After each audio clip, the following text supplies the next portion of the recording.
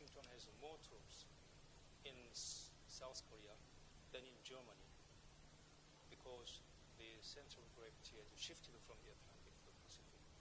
So we welcome the American rebalancing to Asia. And American presence in Northeast Asia, including China, Korea, and Japan, is playing essentially a stabilizing role. There is no aggressive intention in there. Because if you imagine that America decides to withdraw its troops from Northeast Asia, what do you think will happen to that region?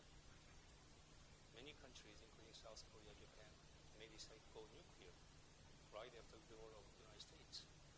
That may provoke Taiwan to the same thing. And this is a nightmare scenario for the entire region. So rebalancing is not at all threat to the region. The guarantee of the peace and stability of the region and welcomed by the region as a whole.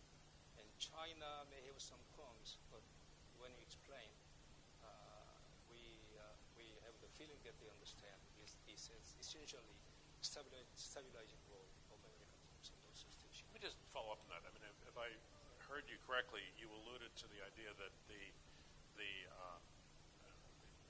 U.S.-Korea alliance now takes on a certain importance as part of the way the U.S. is dealing with the rise of China. And Korea too. And Korea too. As China in recent years has been more assertive, even a bit harsh, in dealing with many of its neighbors, particularly over territorial disputes and other issues, it looks as if,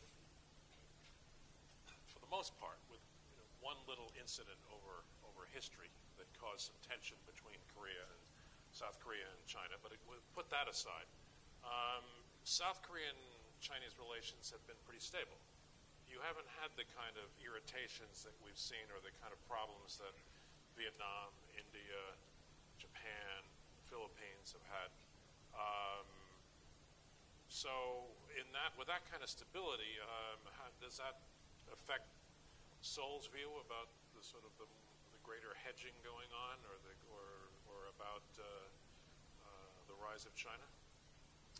I think you raised the most pivotal question for any country in Pacific region.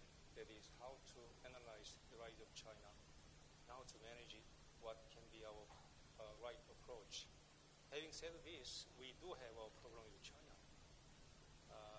Periodically, we have problems because of the history. Yes. China, at times, some years ago, they had a national